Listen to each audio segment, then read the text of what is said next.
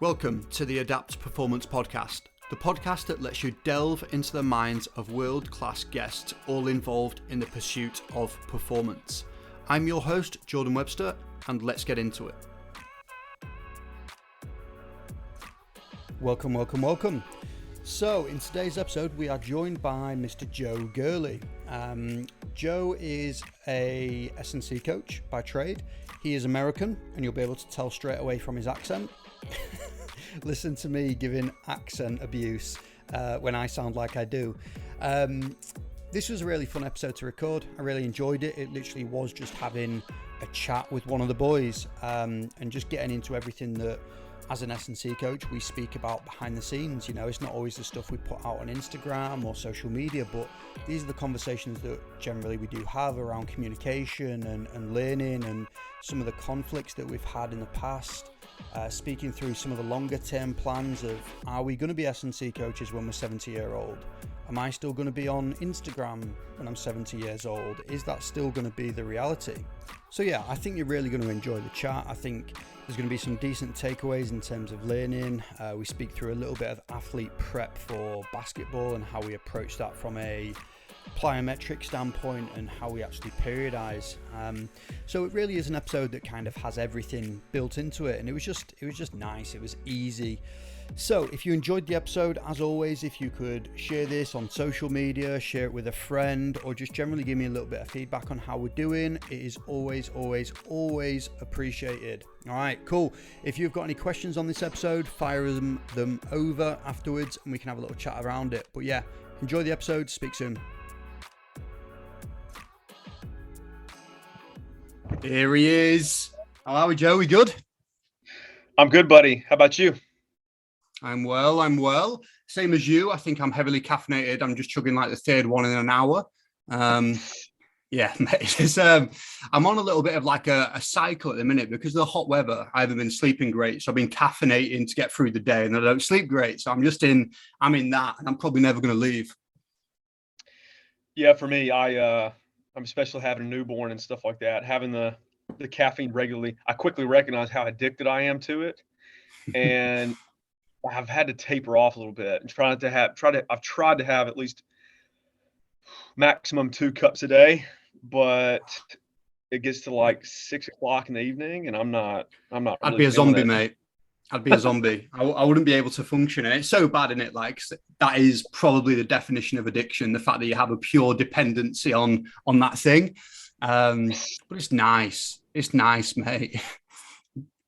Yeah, no, it's terrific. It's true. Sweet. So just before we kind of get into the meat and veg of it, mate, how about you tell me and some of the listeners who you are, where you are, what you've been doing, all those things. Yeah. So name's Joe Gurley. Come from Birmingham, Alabama, as the Brits would say. They'd say Birmingham, but we say Birmingham where I'm from. Yeah. So currently been living in the UK for 2 years now. Currently serve as a strength and conditioning coach for the basketball academy at Myers Co. I offer remote strength and conditioning for an alpine ski team called Excel Race Academy. And currently, but that's due to change, I'm doing a role as a lecturer in strength and conditioning. Prior to the roles I'm currently in, I served in the private sector it was kind of a franchise business called D1 Training. Was a head coach for like director of performance. I hate that title, but was over that for 2 years. And then prior to that, had some stints in universities in college basketball and golf at University of Alabama at Birmingham, so UAB, and did some internships here and there with some key mentors. But yeah, that's pretty much me in a nutshell. That's you. How are you finding being in the UK? Big change? It's been, pretty massive change. I think because I moved over during COVID, I moved right in the middle of lockdown. It was a bit bleak to say the least, but I'm finding it well. I think, I guess it's one of those, if you're British and, the idea of moving to America is probably like, wow, that'd be amazing to live in America. Well, the idea for American living in Europe or, abroad is kind of like, wow, that's amazing. But I'm just taking it one day at a time. It's a really cool journey and really good experience at this point. It's classic. I love that moving to Europe thing. Like there's such a difference as well between like Milan or Doncaster. I don't know if you've been to Doncaster yet in the UK. No. Don't don't bother. Don't bother. Yeah, that's sick, mate. That's sick. I was thinking earlier, like trying to piece together how we actually know each other. Like, so obviously, I remember us speaking when I was at Warwick, and we were chatting over Zoom or something like that. But I can't remember how you reached out, because this is in your kind of transition period, I believe. Yes. So at the time, my wife, it's always been a dream of hers to move back to the UK. I don't know whether it's permanent, forever, whatever the case may be, but it was always like a goal of her to move back, and of us to move back. So I was in full support of that. So I then said, well, in order for us to do that, I've got to get into coaching. I've got to do something, because like, that's like to me, it's a non-negotiable, like it's what I love to do. So anything else, we could live, whatever the case may be, that's what I want to do. So I started looking online and looking at like institutes of sport, and I saw where there was Warwick Institute of Sport, and it said, like, because you were there at the time, I think it's Jordan Webster, director of strength and conditioning, and you guys were looking for, I think, a casual strength coach or something. So I didn't know. I was just trying to see what I could make work from my view. So I just contacted you directly, and we scheduled like a Zoom, and it was during lockdown, and yeah, that's kind of how we started. We started talking about your internship at Pepperdine, and Yeah, started talking about America and the coaching journey and stuff, and then that's it. Yeah. It's clear now. It's clear. I just had a blank, mate. I can remember it just being on Zoom, and I was thinking it was like this weird, like Tinder for strength coaches type vibe. and now we're here. Now we speak often. Probably speak more through memes than actual words. I feel like that's our relationship. Well, to be honest, that's the main reason I'm there for Instagram. If I want a good laugh, there's nothing wrong with 10-minute scroll. Well, then you get kind of trapped in that little vortex, and you're there for 30 minutes just looking at memes. Mate, I think one of the best things to do, because obviously the memes that you send to other people, you obviously really, really like and find funny. But if you just go through your chats with other people, it's amazing, because every single one of those ones you're sending is gold, and it's perfect. Like you've finessed the formula already. And if you've got a bad memory like me, it's the first time again. It's quality. Yes. No, exactly. So talk to me around the differences then, from an S&C standpoint that you've kind of observed. So you've been in the UK for 2 years now. Things are a little bit different from my eyes, from my experience of Pepperdine. I'll just leave it open. What are some of the differences? What are some of the things you do well that we don't, that we do well that you do, and all that? Gosh, when you sent me a text yesterday about that was what we were going to discuss, it's a really difficult question to answer, because I'm only basing it off of what I've seen in my environment. So I can't really, I'm sure that, there's going to be different ends of the spectrum of things you'll see. But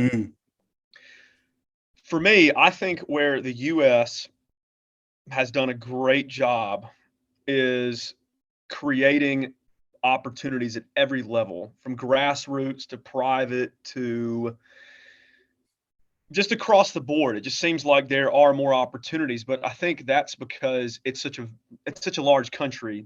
You can't forget that. So, and I think the UK is slowly catching up to that, where it's like, okay, and I think John Noonan, I think you had him on your podcast previously, and I think he's really hammered that about private sector, really doing that. I think the US has done that for such a long time, because you've had your personal trainers that call them strength coaches. That's a whole other topic.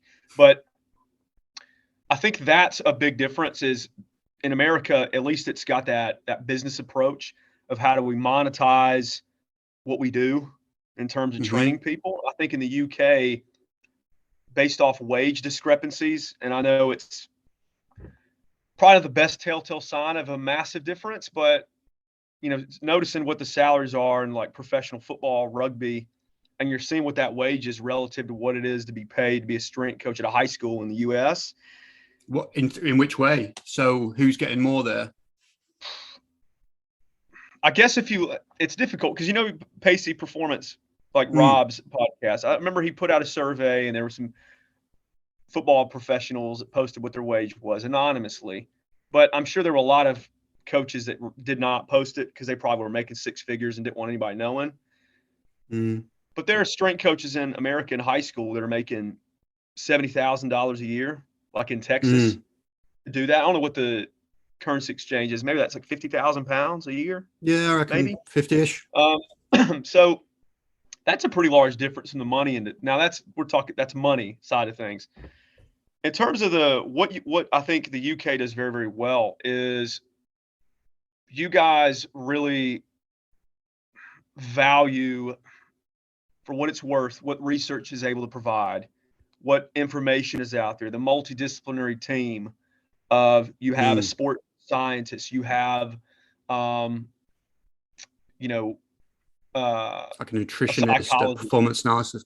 Yeah. Yeah, whatever the case may be, there seems to be that kind of immersed into the environment in the UK. In the US, it's definitely getting there, but I think that's a pretty big discrepancy, difference. And also, now this is just based off the environments I've been in, but I feel like a lot of coaches in the UK that I've come across, they end up being research junkies, Mm. and like it's paralysis by analysis with coaching strategies where, and I know a lot of people, British coaches I've spoken to, make fun of it, but like in America, there's the guys with the whistles that blow the whistles for cadence of repetitions. And I don't necessarily agree with that, but there is something to appreciate in the US where the art of coaching and running a room and the leadership side of things tends to be very well developed. Not saying it's not done here, but I've just seen it Mm. done better in the US. Um, Now, if I came and I watched your sessions or somebody else's, my opinion may completely change. But just based off what I've seen at this point, I would say that's probably the biggest difference. I probably missed a few things there, but that's what I would say. I think that's a huge point. What you was kind of mentioning around the leadership and controlling the room and the flow of the room and just generally how that all feels like. And again, my experience at Pepperdine might not be the same for every college and high school in the US, but it seemed like such a huge part of the way they prepared the session, and before each session, we'd have like a 10-minute meeting where the coaches would speak to me, one of the interns, and some of the others, and basically say, look, this is your role during this session. This is your thing. I want to smash that thing, and over time they'd change that responsibility. They'd kind of get you rotating. And if I think I've been part of 3 internships in the UK, and that hasn't been anywhere close to the experience I've had. It just doesn't get mentioned, like the softer skills of coaching, and it just doesn't really get a listening. Is my thoughts anyway. No, and then to even add on to that, I think that if you could swap qualities that are taken from the UK and the US, especially in like American football systems, and it's slowly changing because now there's becoming an appreciation of speed development. I mean, of the last, not that it's never been there, but it's almost like there's now a bit more of an emphasis, not maximal strength, Mm-hmm. but the data science over here, if you could just flip it, I wish that the amount of data influence and at least monitoring and measuring things extensively, I wish that would be totally adopted in the US. Mm. And I wish I would see more. I'm not saying rah-rah type coaches, because I know you know what I'm talking about when I mean Yeah, rah-rah yeah. coaches, people yelling and screaming and blowing whistle. I don't like that, but I would love for the intensity of the coaching from the US be brought here and how things are done. Yeah. But the data science is a touchy subject because, you know, then it's paralysis by analysis through measurement. But you still get a lot of coaches in America saying, well, we need them to squat bigger, faster, stronger. Well, bigger, faster, stronger doesn't always win, right? But it Yeah. helps. Yeah, for sure. It's such an interesting topic, and I think you can even go. You've got like the sports scientist and the sports science guy and like the personal trainer. They're kind of two continuums or two avenues that people usually end up going towards S&C in the UK. And I think they both have really strong benefits. The PT might not be as kind of research applied or understand the principles, but are really good people, and can just get a session done. Sports scientist can probably write you down a really effective program, but can't coach you for shit. And I always find it interesting where people come from, and I think sometimes you just have to kind of go back and forth on that pendulum for your own development. Because I was definitely more of a PT, and might even still be. I don't know, but I'm learning the science, and that's becoming more and more in my practice as I get better, and develop, I guess. Do you find that, this is a question for you though, do you find that when it comes to coaching sessions, I have found personally that I could read all sorts of books and continue professional development and still develop my knowledge. But if you're not great at communicating with kids, people, and I still work on that to this day. I mean, there's sometimes I leave a session where I feel like, you know what, I probably was a little too ruthless to that player, whatever the case may be. And then I actually try to do the human thing and apologize and say, hey, listen, here's why I was hard on you. But I guess the root of my question is, do you find that you find yourself trying to improve your soft skills of communicating more than you do your textbook knowledge, like on a day-to-day basis with people you work with? That is a good question. Fuck, you got me. You know what? I feel like the reading and the research and all those types of things, I think over the last 2 years since I've been more self-employed, has probably been more people orientated, research. So the softer skills, thinking about marketing, thinking about psychology and all those things. And, I'll be honest, it hasn't always been how to run a session better or anything like that. I think I've definitely been delving more into, the marketing and psychology behind business. And I think I'm obviously a little bit more involved in the social media game, and as a result of trying to put content out there, I've had to stay on top of research and think about those things a little bit more often, and it's hard. I would say, if I had to put an answer down, I've probably been more towards the human side than the sprint mechanics or whatever recently.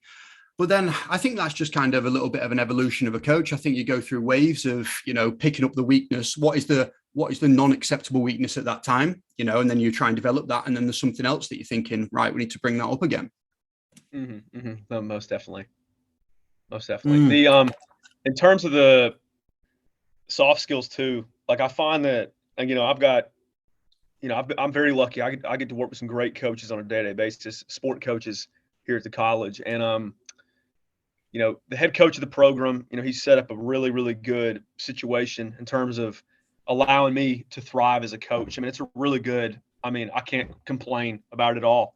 But it's so funny. Like, I've really tried, because I'm like you, in any case, you're going to want to find holes in your development to try to fill those up and improve. And I used to be the type of coach that would, anytime a head coach would say, well, this is what I want, whatever. And I would just try to be a foot soldier. I'm like, okay, I'll do that. But now what I've tried to do is I've really tried to develop those soft skills of communication with a head coach. And, there are times like I've tried to, show some knowledge I have about, a certain thing I've read on, and, hey, listen, this is how we can make the program better, the academy. And, sometimes coaches, they're the head of the program, so they're going to say what they want. And that's really tough because, as you know, we look at our job as, it's very influential and impactful.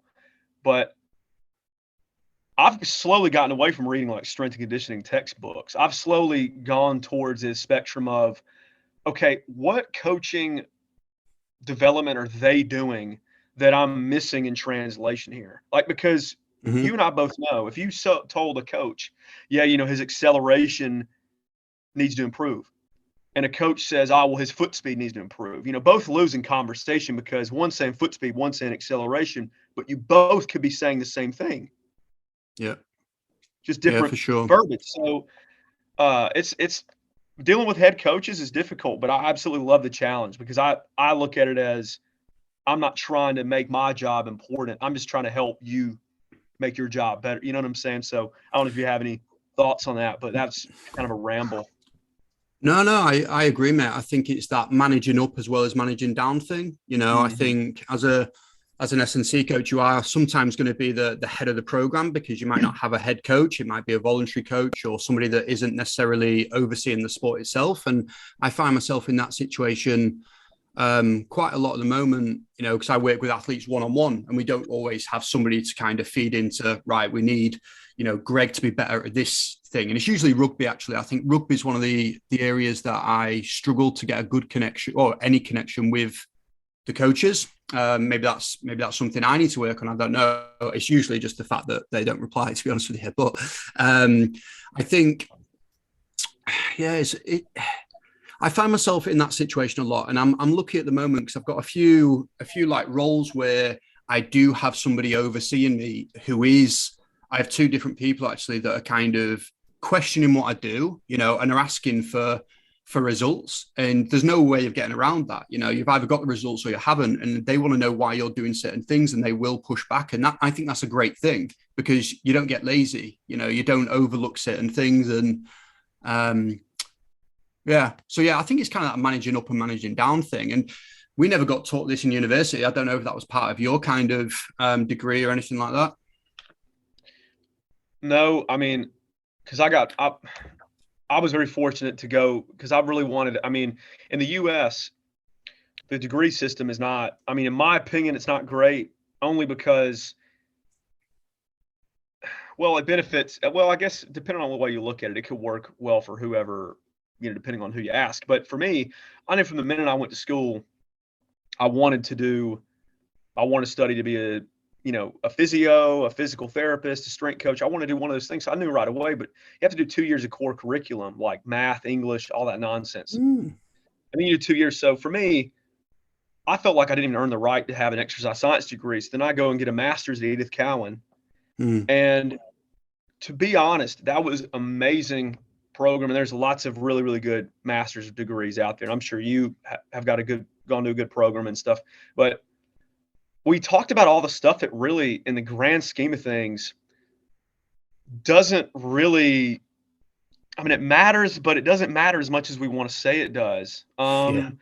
Like we were talking about all these different periodization schemes and all these different, and in the real world, like if a coach says all you've got is 30 minutes, true, you're going to have to deal with that. And then I wish, I think Brett Bartholomew's done a great job with his conscious coaching book and stuff, but I wish I was taught in my master's degree. I wish we were taught about, I don't know, communication skills being one with difficult, and just almost like public speaking, but in the coaching context.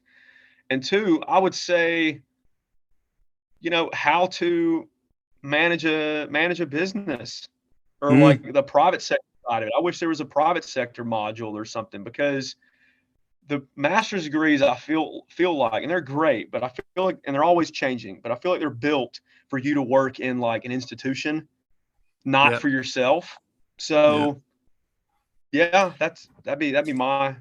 And I think with that as well, like in the UK, definitely in an institution, but I think it's very geared towards elite sport. There's little modules and there's little bits that you may touch on, like the elderly, disabled, or youth, but it is very much geared around probably this Russian ideal that everybody is a 200-pound track and field athlete. That was my kind of thoughts from it, and I thought there was gaps. I definitely thought there was gaps, and just building on what you said around the communication skills, like dealing with conflict, being able to put forward a comprehensive argument and debate and those types of things. Those are some of the things that I wish I had more of, for sure. No, it's funny you mentioned about the debates and conflict, because I think sometimes if it comes from the heart and you're not being aggressive and you're not being, I don't know, communication is such a weird one because, Mm. like for instance,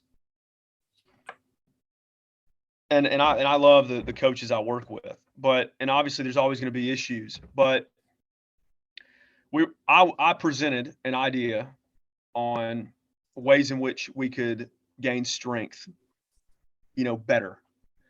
And I presented, talking about the conflict thing, I presented a paper that talked about, and I just explained the premise of it. And it's out of Paul Comfort's book that he had. And it was like, if you lift weights, there was like two groups in rugby. One group lifted before training, one group lifted after training. Same thing. Both saw strength gains. One saw, I think it was like 15% strength over 8 weeks. And then the one that lifted after only saw like 3%, whatever the case may be. Mm. So I presented to him, I was like, hey, listen, I think we can get the guys stronger if it's before.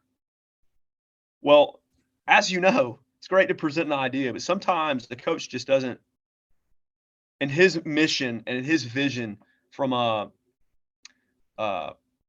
cultural standpoint, Mm. he wants it a certain way. And I think strength coaches get their tail tucked between their legs and think, oh, well, this job is garbage. This is this because coach doesn't want to listen, yada, yada, yada. Well, for me, when he said, well, you still can get 3%. So why are we talking about 3 to 15? Still getting stronger, right?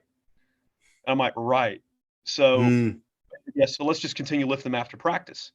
So sometimes you got to take it on the chin. And for me, I wasn't trying to win a battle of what I want. I was trying to give him information as to what could help.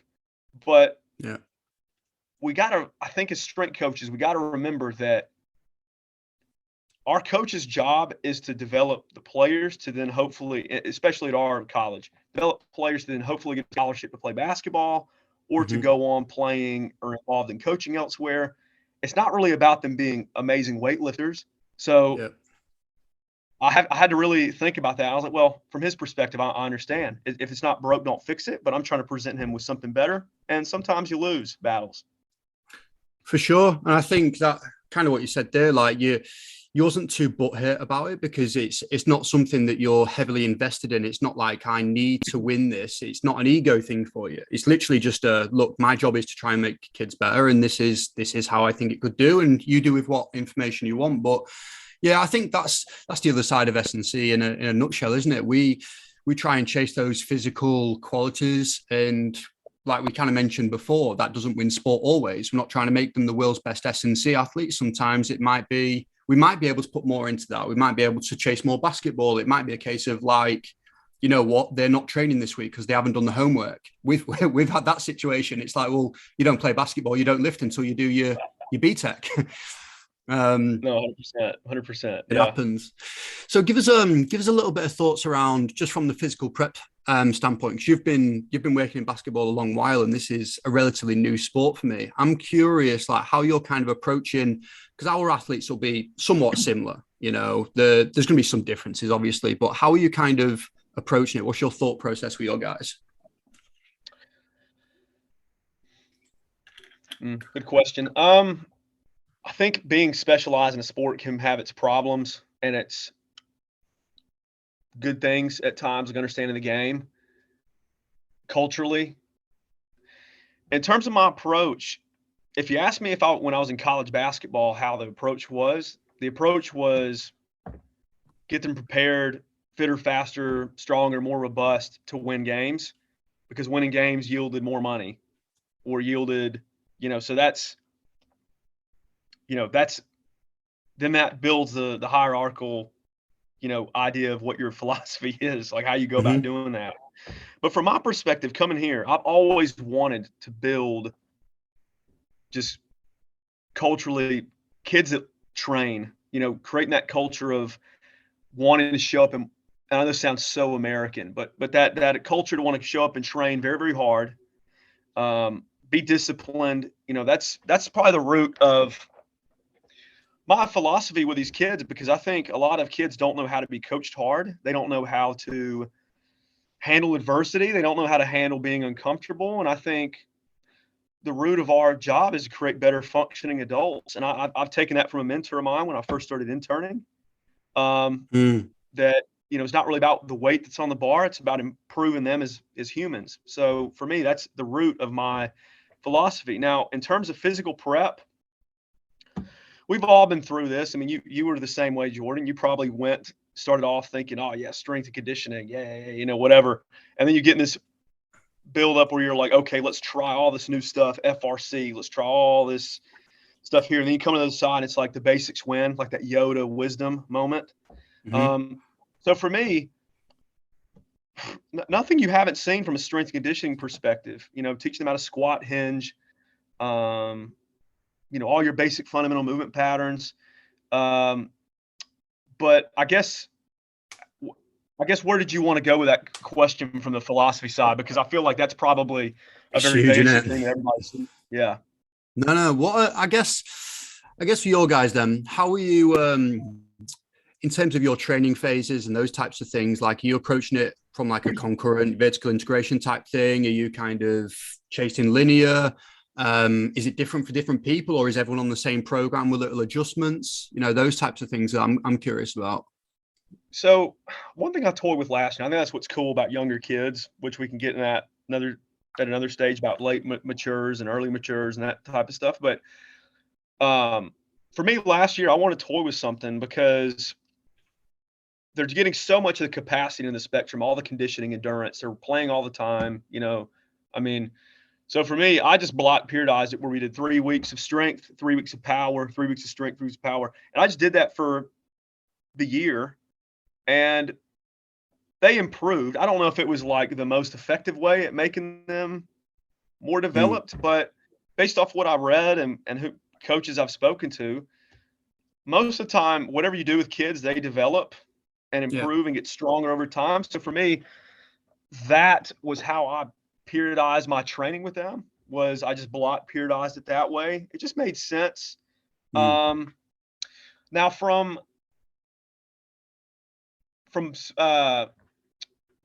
planning perspective, if we want to talk about like plyometrics, which is kind of immersed in this, and I just took this influence from Boo, because they're doing so much low amplitude jumping, like very low, jumps, low level jumping activities all the time. The base is already there for the plyos. So for me, if you look at a lot of the coach education out there, they'll talk about,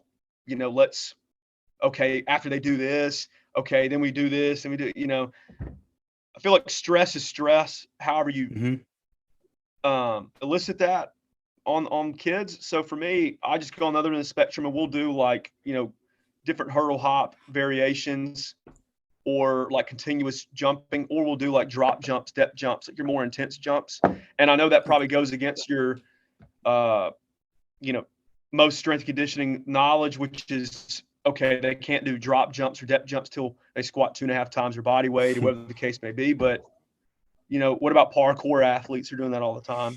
Yeah, exactly, mate. I think that's a really interesting point, because that's been one of the questions that I've been pondering, and it's plagued me a little bit. So I came into the Sheffield Elite program basically at the end of their season, so my ability to make any kind of long-term change wasn't really there. I kind of just got brought in to make the transition period into next season a little bit easier. Hi guys, I'm just going to take a brief break in today's podcast to talk to you about the Adapt online strength and conditioning coaching service. At Adapt, we put the athlete first and make sure that the whole program is set up around them, their goals, their sport, and their lifestyle to achieve the best possible performances. Our aim is to deliver an elite level coaching experience that typically isn't always commercially available if not part of a professional club or performance pathway system. We communicate with our athletes on a weekly and sometimes daily basis, making changes in technique and making alterations to the program based on how you're performing on any given day. We also bring in experts from psychologists, nutritionists, and physiotherapists for online educational workshops to make sure we are giving you all the tools necessary to excel in your sport. So if you're looking to take your physicality to the next level and want to invest in yourself, head over to the website at adaptstrength.co.uk for more information, including some success stories of our current athletes, or drop me a message to set up a chat to discuss the options. Hope you're enjoying today's podcast, so let's get back to it. And I was like, right, how do we go about this? So I went down the route of essentially what you said you don't do, so I was doing a little bit more of the lower intensity things, trying to build that resiliency, tendon tissue, all that stuff that we know the benefits. And, we can never assume that it was because of that was what I was doing. So I gradually built it up over time, but we started getting knees. But I think we already had some knees going on, like jumper's knee, all that stuff. And I'm like, it's super hard to know whether me doing that was the issue, whether there's other things going on. But I like the thought that you've kind of attacked it from a different standpoint of going, high intensity, lower volume. But if I'm being honest, Jordan, I mean, if you want to talk about, I think strength coaches, sometimes we're the bane of our own existence. We think we know everything about stuff and we try to show that we know. I'll be honest, when it comes to periodization and planning, or periodization and knowing those different things, it's probably a very weak point of mine. But from looking at stressors throughout a week, I just feel like sometimes, there's a plan and then there's what the coach is doing throughout the year. So for instance, like one thing I know for a fact, first 4 to 6 weeks, when we come back in September, we're going to have tendon pain. We're going to have, because of the acute spike in load, we're going to have problems. So, and then coming after Christmas, 4 to 6 weeks, same thing, same problems.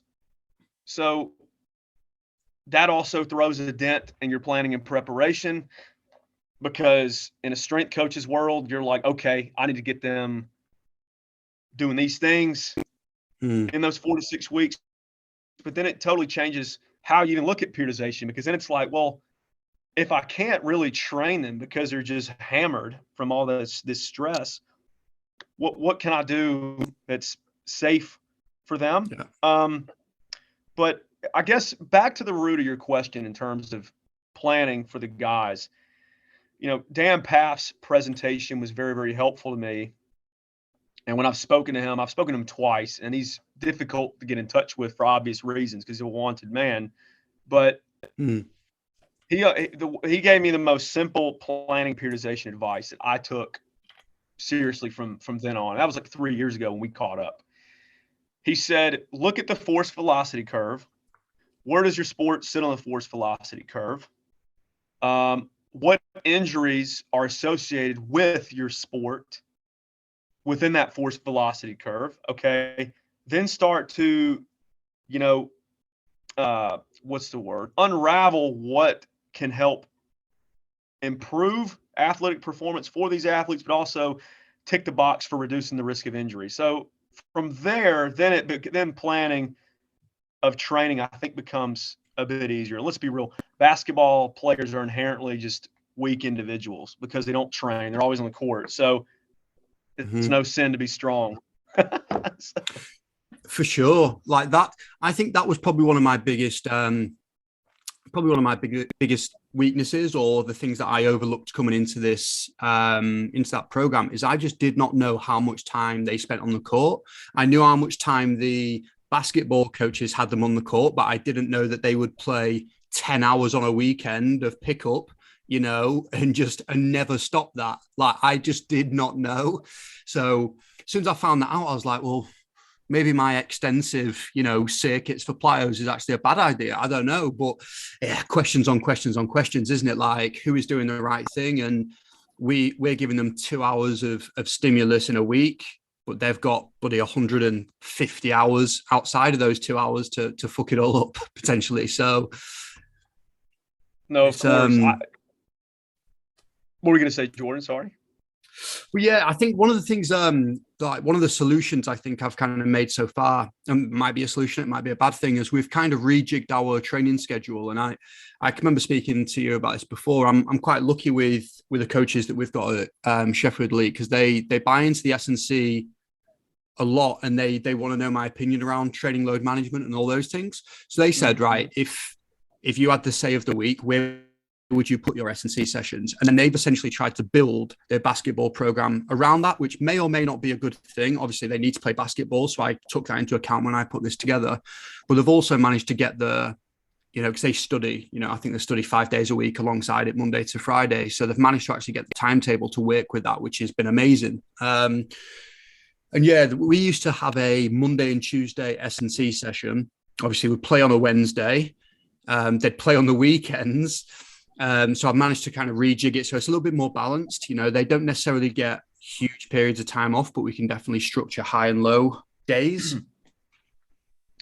Here's a question for you that I think about all the time is,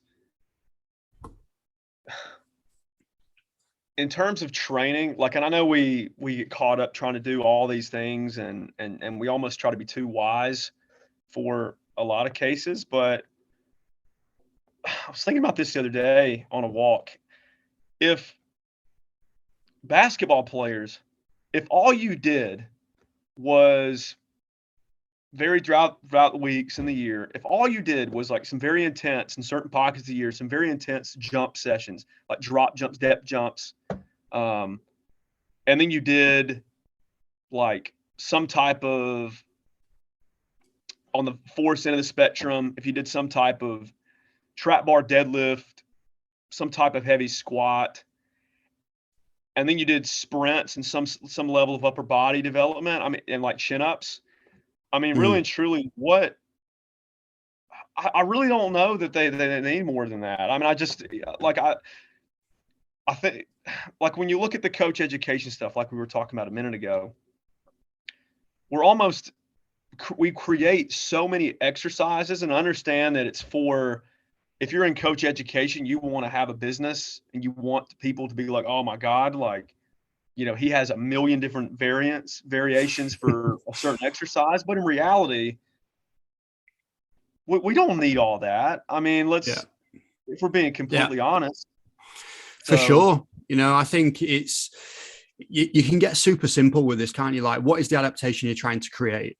Okay, well, based off your equipment and, their restrictions from a mobility or a movement perspective, what are the best three options? And just pick them. If it's upper body pressing, you're probably going to pick a bench press, a dumbbell, or a single, or whatever that is, and just rotate. You've got 3 exercises there. Do a 12-week block of chasing strength, then power, change the exercise.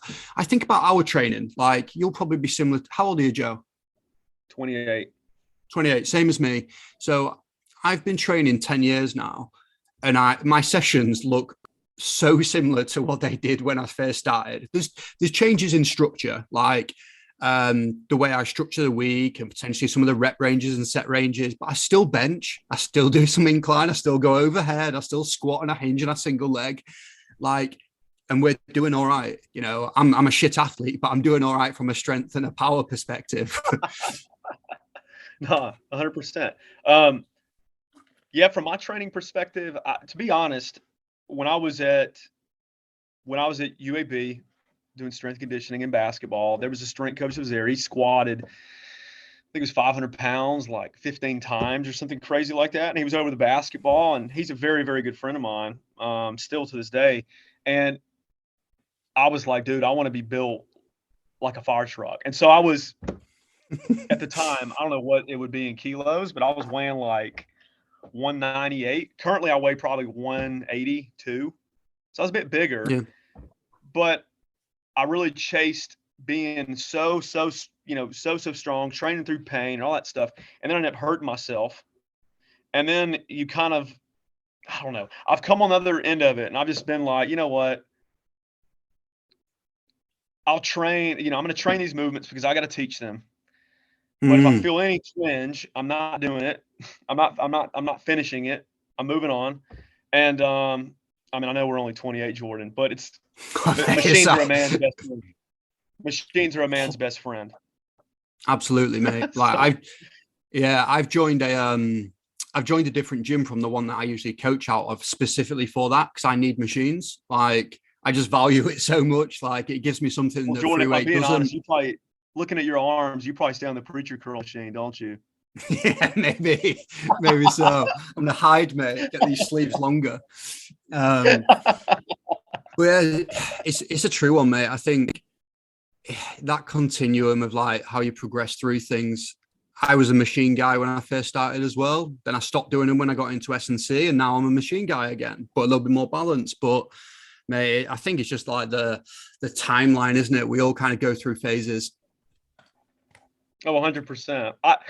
I feel like training was most fun when all we wanted to do was just look jack tan and like look like a bodybuilder. I feel like training was the most fun when we trained like bodybuilders. At least that's, I mean, you know what I'm saying. Like when I first started lifting weights at 18, it was like really trying to lift weights. That was, yeah, I feel like I was just in every bodybuilder magazine trying to just chase the pump. Yeah, I'm still there. I think I'm still there, to be fair. So I want to shift gears a little bit, Joe. Talk me through kind of what's going on with your life at the moment. Like you've just had a newborn. You said is she 9 weeks? 9 weeks old. Yeah, 9 weeks old. How you finding it? It's crazy. I think we we've spoken a little bit about this in prior weeks when I told you that it had the newborn, but man, it's the best coaching job ever, to be quite honest with you. I know there's not much coaching happening outside of changing nappies and trying to keep her entertained, but it's amazing. I think when not everybody wants to have kids, but I will say this, it turned my motivation up 10 times as a person, as a coach. And it's just changed. It's really put things into perspective and really grounded you because, I don't know, it quickly turns into what's best for me, but what's going to be the best situation to give me the most time with my child. And I think that really, especially in strength and conditioning, it really brings you down to earth. I'm sure other fields, but in this case, we're talking about as a strength and conditioner. So, yeah.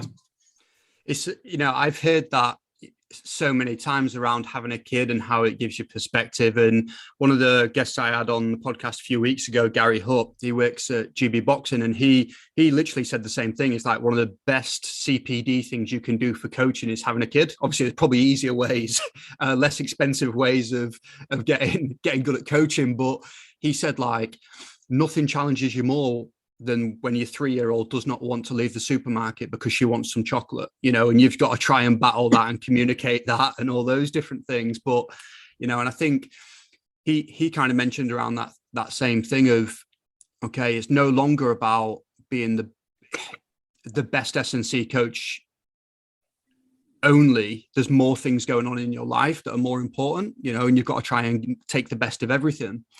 I'm guessing that resonates with you. Yeah, I mean, gosh, hopefully time doesn't fly that quick in terms of her shooting a 3 already, because it's pretty amazing watching her grow. And I think that you're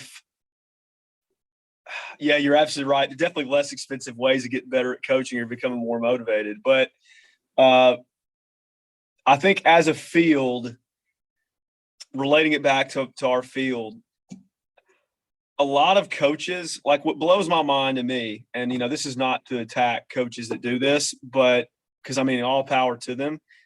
But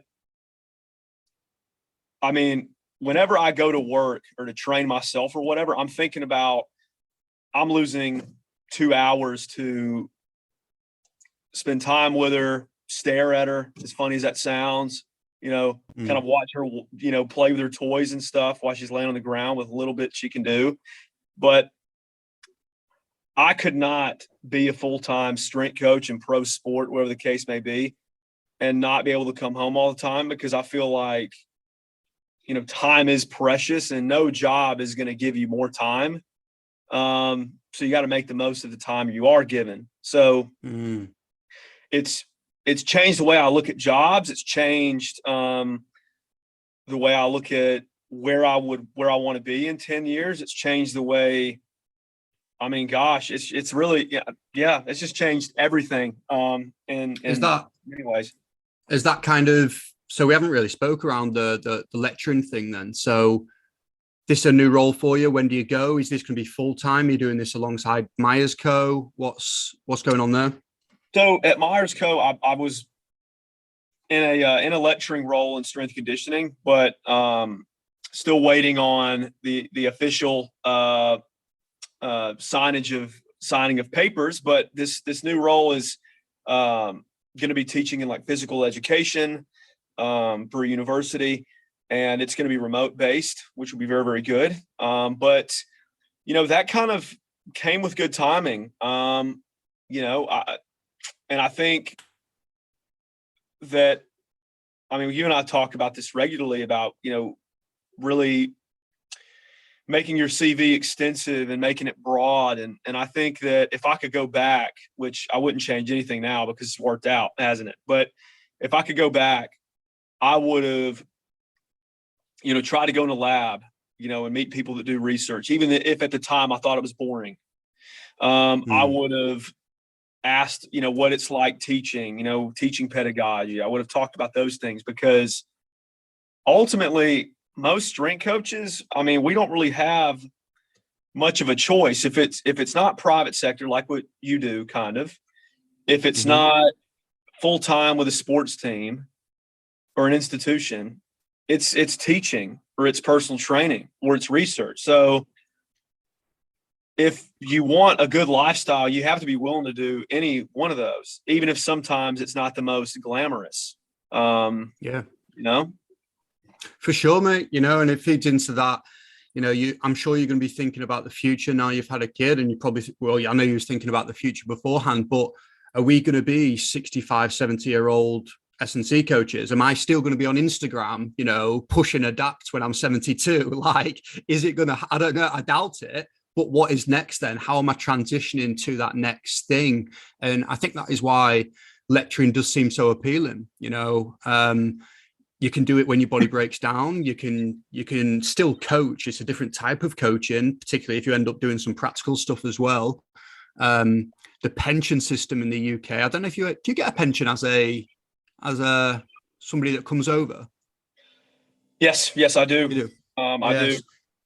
Yeah, so the pension system in like education is pretty good, particularly if you kind of stick in it for a long while. So there is a lot of benefits, and I can see why people do transition towards that. So is that a full-time thing, or is that going to be part-time? It'll technically be full-time. It's a pretty full-on timetable, just close to a full-time status as you can make it. But I'm still going to coach. I'm still going to do my stuff with the ski team. I'm still going to do the basketball S&C here.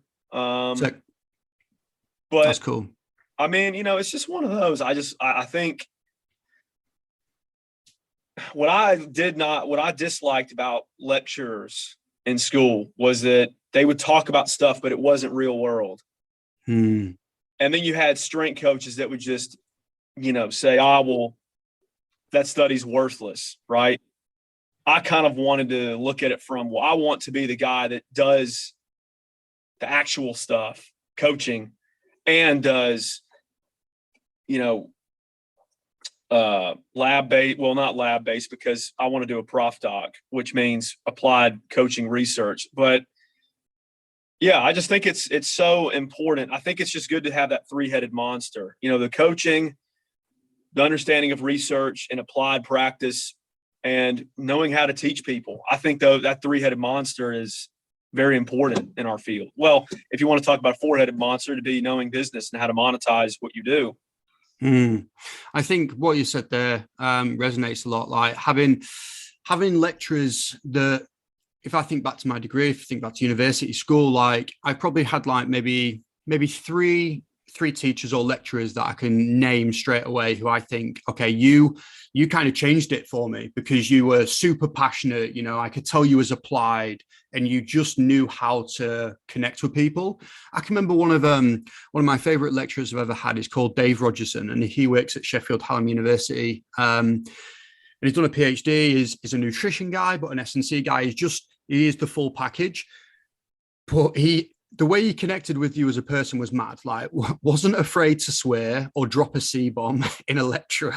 But at the same time would be stood at the front, going through a PowerPoint, and he'd just cock his leg up and get into a pigeon pose. And it's just like, he was just so out there, but I think it just connected with me really well because he was a normal person, not just this lab person. It was mad, but it stuck with me really well. No, gosh, yeah, I can think of a few as well.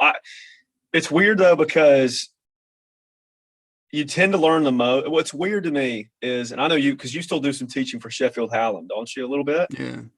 Mm-hmm. But gosh, it's so funny now that I've gone through, I'm nearly done with the PGC. I got one more year. But what I love is it's so valuable because we're being taught how to teach, taught how to organize lessons, taught how to organize, which to me, I'm like, this would be very valuable if I ever, not that like it doesn't really matter to me necessarily, but if I was ever asked to speak at a clinic or something, I know how to run a lesson that works. Mm-hmm. Whereas you and I both know, we've been to strength conditioning clinics and we've watched a presentation, and we're sat back like this, and we're like, what in the hell are we getting out of this? Like what you could tell it's probably not the most well organized. You can tell the coach is someone who's never taught before, but is used to coaching in a weight room, has made this presentation. Mm-hmm. The parallels between teaching and coaching are so similar, aren't there? And I think there's a lot of gaps in between for sure. So what, I guess moving forward then, just for some of the listeners, what are you thinking is going to be next for you? So you're obviously going to be teaching, you're going to be coaching. It's that hard question because, I guess you're clinging on to every day. You want to keep the baby young. You want to experience that and not let it get away. But what are you thinking the future looks like for you? So my plan is to start a prof doc. I'm kind of starting that. I've been doing it for probably the last year or two, because I think your PhD research starts when you start asking questions, reading things, that's when that journey really begins. So commencing that and rolling in January. But for me, I want to be a lecturer at a university. I want to still offer some type of coaching in an academy setting. Would love for it to still be here, obviously, at Myers Co. But whatever the case may be, you can't write, what the future is. I'm sure there's time travel out there that could, but for me, that's lecturing at a university, still offering some type of coaching at an academy setting. I don't have any really desire to be in high level, whatever high level means, like first team stuff. I really like youth, like that youth development phase. I really like that young group, and doing applied coaching research. That's kind of where I see myself long term. It's weird, probably for you, and I know that was your question, was where do I see myself going? But oftentimes when we first got in this field, or when we first showed interest in this field, whether we realize it or not, it comes back full circle. Like when I was 14 going into high school, this is going to sound so funny. I wanted to be a history teacher in high school, and I wanted to coach basketball. Well, because basketball was obviously what really got me into the strength and conditioning, but funny how it's come full circle. I want to coach, but I want to teach. So, and that's been nearly 15 years, going on 15 years. And I've come right back to where the root of the love is. And I'm sure you could say something similar. Yeah. It's funny that I think, mine's been a circle as well, actually. I think I've had some great coaches in the past, and I've had some awful coaches in the past. And I think they've both been super effective because you know what bad looks like, you know what great looks like. And hopefully you're positioning yourself more towards the good side than the bad side. And I think fresh into it's a little bit like that Dunning-Kruger effect, isn't it? You're kind of up and down. And I think when I first got into it, I did know everything. That was my thoughts. You start to kind of drift away, lose that. Been in a few jobs where I've almost been forced into being a worse coach than I wanted to be, just through, organizational practice. And, not everybody cares about coaching, this monetization, all those things, but then left kind of the full-time role and have now come back to the reason is I just love to coach and I love to do a good job of coaching. If I'm not doing a good job of coaching, it really kind of twists me up in my head, because we obviously care so much about it. So to not have control over how well you're doing the thing that you care about is kind of hard. Well, let me flip this back on you. Because you just brought up a big thing that's important to me. What is coaching then? What is coaching? What is coaching to you? This is quickly turning into you had me on your show. Now I'm having you on my show. Yeah, I love it. I love it. No, it's good. It's good. It keeps me on my toes. I think, what is coaching? But I don't even know what the bloody definition of coaching is. That's a good thing, isn't it? But I think for me, the things that I value out of coaching is being able to connect with people, being able to make them better through my experiences and speciality and knowledge. Okay. So I think there's probably an element of that of me genuinely wanting to help people. But the second one is I need to feel like I am making an impact. I need to feel important. I need to feel like I'm doing good work. It's those two, and that sounds like a really kind of self-centered thing to say, like, I need to feel like I'm doing good work, but you do. Otherwise you'd go to a different career. You'd do something totally different in my eyes, and it's not necessarily, I want to win Coach of the Year for the NCAA or anything like that. But I want to know that I've left that session thinking I'm doing good stuff and people are getting better as a result of my passion. What's funny is some of those things you added there that I didn't even have included in my idea of what coaching is for me. But I think that our industry is so bad at perceiving value with where you work. And some of the best coaches, some of the best coaches you are going to meet are some of your youth coaches. They're your best ones. And so I feel like if you ask, it's so funny. There's a guy that plays pickup basketball with us. And actually, I'm not even going to mention who it is, but there's a few coaches that I look up to or professionals that have worked at a pretty high level in the sport. I'll say, why did you get into coaching? And it's quickly because of those things you mentioned. And then it's like, well, not that that's your fault, but in my mind, I'm thinking we've created this problem for ourselves because it's turned into like a race to the bottom amongst strength coaches. It's like, wow, Jordan, you and I are friends. It's almost like we have this thing in a rat race of, well, Jordan is doing, I'm making this up. This is not how I think with our friendship, but you just set up a business called Adapt. You're setting up continuing education. You're doing this. And then it quickly becomes he's doing it. He probably doesn't think what I'm doing is that valuable. Let me try to do something silly. It just turns into this thing where it's like, you're not really doing things because you really love it. You're doing it because you want this gratification from people that really don't care. Literally, mate, like that is such a true thing. Me and my girlfriend were having this discussion yesterday because I was stressing about this encounter that I had with a receptionist who was a little bit moody. And anyway, so I'm stressing about this encounter and she's like, she will not give a fuck. Like that will not even be that will not have impacted her day in any way, shape or form. But it just kind of brings me back to that thing of like, we are the hero of our own story, aren't we?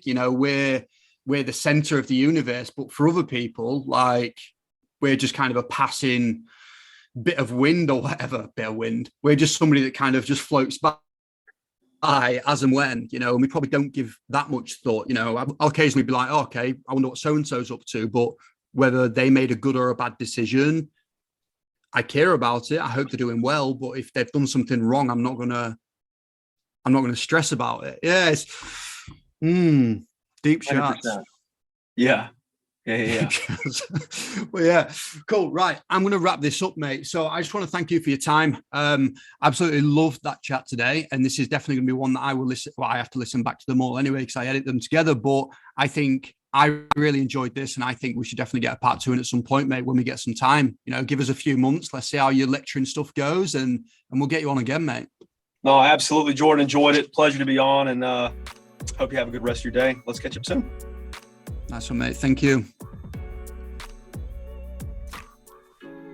Thanks for listening to the Adapt Performance podcast.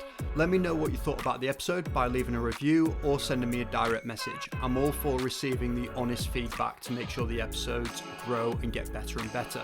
Like, share, subscribing and following all goes a long way to making sure the podcast reaches the right people. Thanks a lot. Catch you next time.